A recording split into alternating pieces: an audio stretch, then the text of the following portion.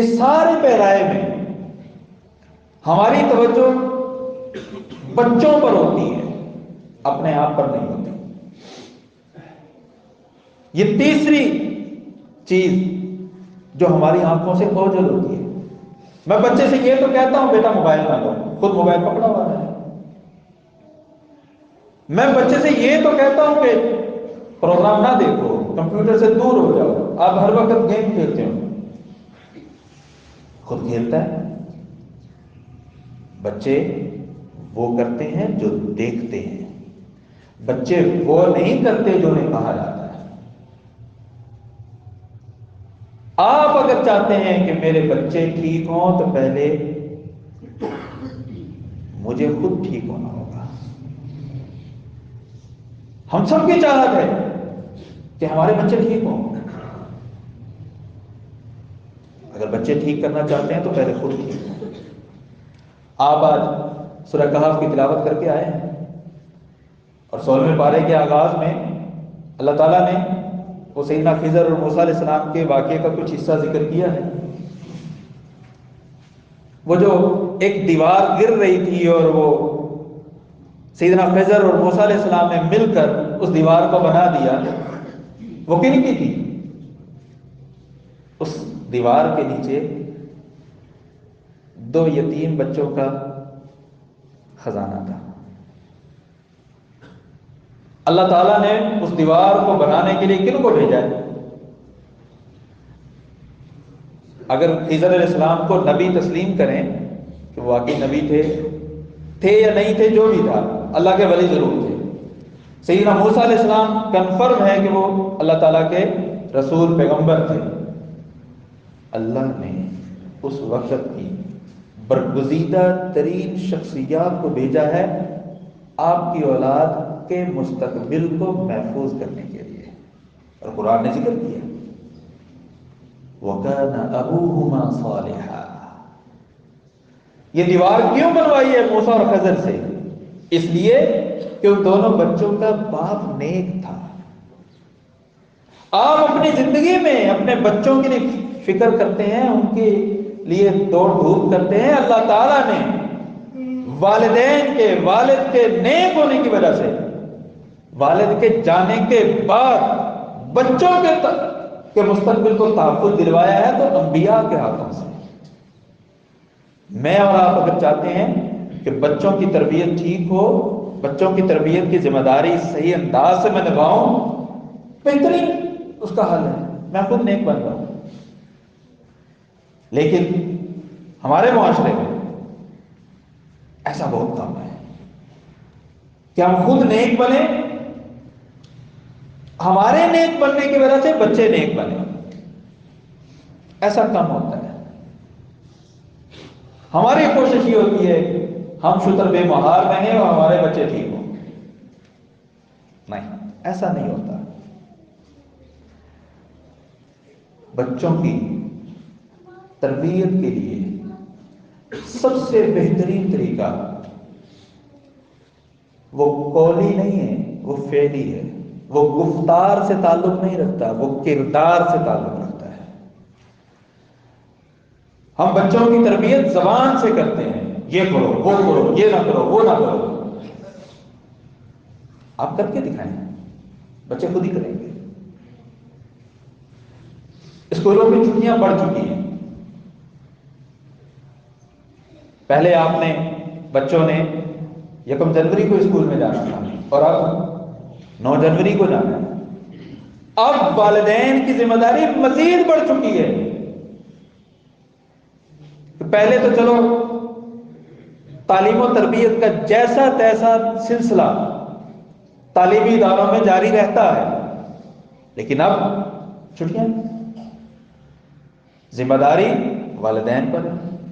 آپ چاہتے ہیں کہ بچے کامیاب ہوں، ان کا مستقبل سنورے، ان کو چھٹیوں میں مثبت اور اچھی سرگرمیوں میں مصروف رکھیں، خود بھی مصروف ہوں اور بچوں کو بھی مصروف کریں۔ ان کو سیر و تفریح کے لیے بھی لے جائیں ایک حد تک، لیکن اس کو بھی مشروط کسی علمی سرگرمی کے ساتھ کریں، کسی تربیتی سرگرمی کے ساتھ کریں، بچوں کی ذمہ داری لگائیں۔ آپ نے اتنے دنوں میں فلاں سورت یاد کر کے سنانی ہے، آپ نے اتنے دنوں میں یہ چھوٹی چھوٹی احادیث ہے یہ یاد کرنی ہے، دعاؤں کی کتابیں ہیں ان کتابوں میں نشان لگا کر دیں کہ آپ نے یہ دعائیں یاد کرنی ہیں، جو جو یاد کرے گا وہ ہمارے ساتھ فلاں جگہ جائے گا۔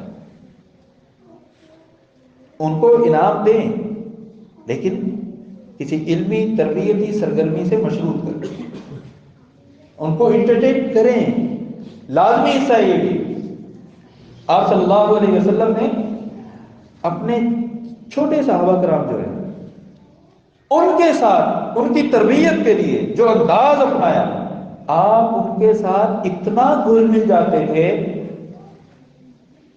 اتنا گھل مل جاتے تھے کہ اگر کسی چھوٹے صحابی کا پرندہ جس سے وہ کھیلتا ہے وہ فوت ہو جاتا ہے تو آپ اس کے افسوس کے لیے اس کے پاس جاتے ہیں، افسوس کے لیے۔ سیدنا انس رضی اللہ تعالیٰ عنہ کہتے ہیں میرا ایک چھوٹا بھائی تھا، اس کا پرندہ ایک چڑیا نما یا کوئی بھی پرندہ تھا، نغیر اس کا نام حدیث میں موجود ہے۔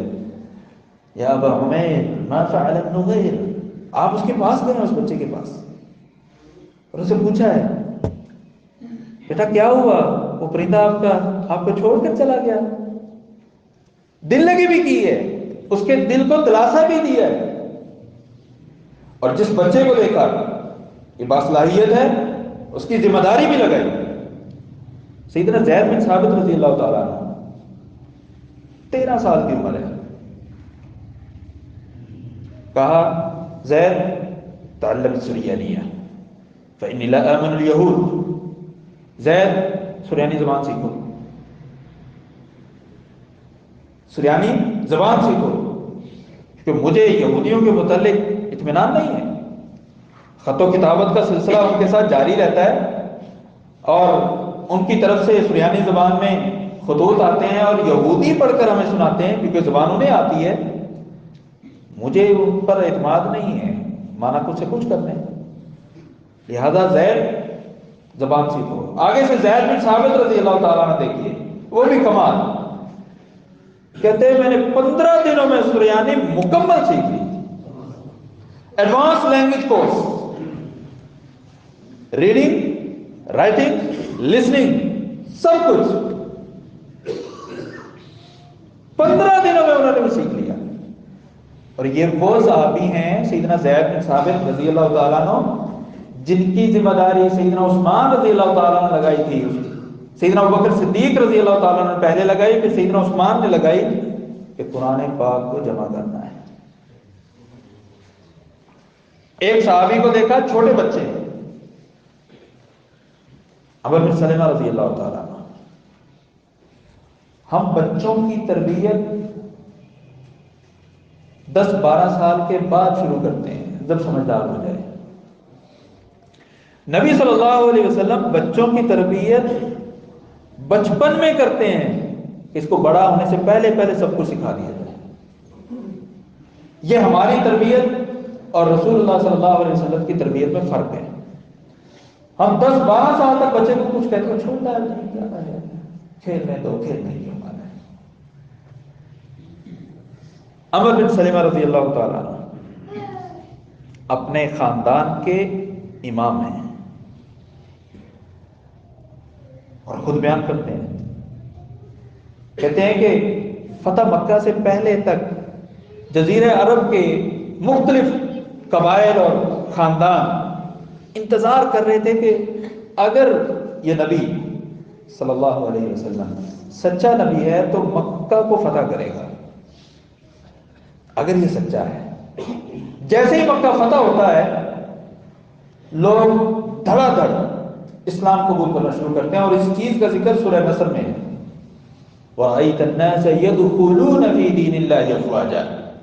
عمر بن سلمہ رضی اللہ تعالیٰ عنہ کہتے ہیں کہ میرے والد صاحب بھی انہی لوگوں میں تھے، دیکھ رہے تھے کیا بنتا کیا ہے، اگر سچا نبی ہے تو مکہ فتح کر لے گا اور ہم مسلمان ہو جائیں گے۔ جیسے ہی مکہ فتح ہوا میرے والد صاحب اسلام قبول کرنے کے لیے اپنے خاندان کے سربراہان کے ہمراہ نبی صلی اللہ علیہ وسلم کے پاس گئے.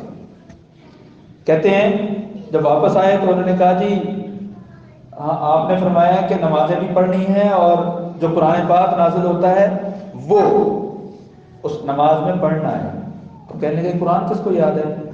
میں نے ہاتھ اٹھایا. عامر بن سلمہ رضی اللہ تعالیٰ عنہ، میں نے ہاتھ اٹھایا. اچھا آپ کو قرآن یاد ہے؟ جی یاد ہے. کیسے؟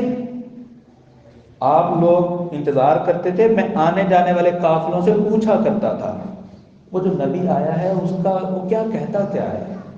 میں آنے جانے والے قافلوں سے قرآن کی صورتیں سن کر یاد کر لیتا تھا.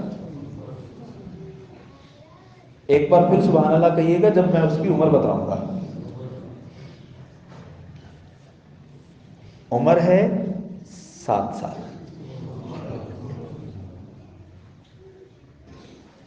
7 سال عمر ہے اور بچے کی مینٹالٹی چیک کیجئے، صحیح بخاری میں موجود. کہنے لگے جب میں نماز پڑھاتا تھا میرے کپڑے ذرا تھوڑے سے مختصر تھے. بچوں کے کپڑے مختصر ہی ہوا کرتے ہیں.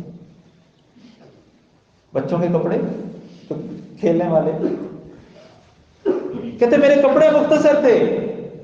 مجھے میری مسجد کے لوگوں نے وہ لباس پہنایا، مجھے اس دن جیسی خوشی نہیں ملی.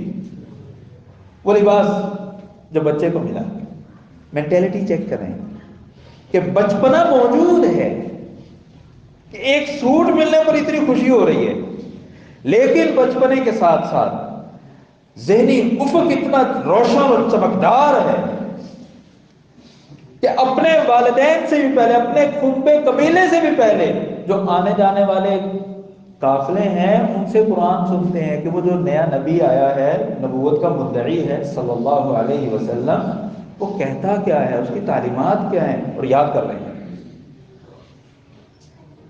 میرا آپ سے سوال ہے کہ کیا ہم نے کبھی 6 سال کے بچے کو اتنی اہمیت دی ہے؟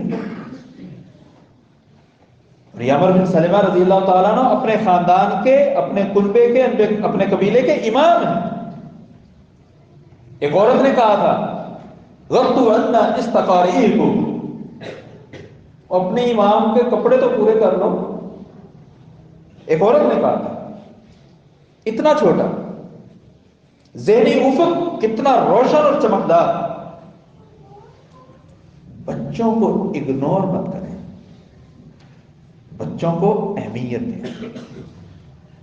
اگر ہم انہیں بچپن میں اہمیت دیں گے وہ ہمیں بڑھاپے میں اہمیت دیں گے. اور یہ اہمیت کا مطلب ان کا لباس، ان کا کھانا پینا نہیں، یہ بھی شامل ہے. اس کے ساتھ ساتھ جو تربیت ہے وہ سب سے پہلے نمبر پر ہے، اور وہ ہمارے کردار سے ہوگی، ہمارے کہنے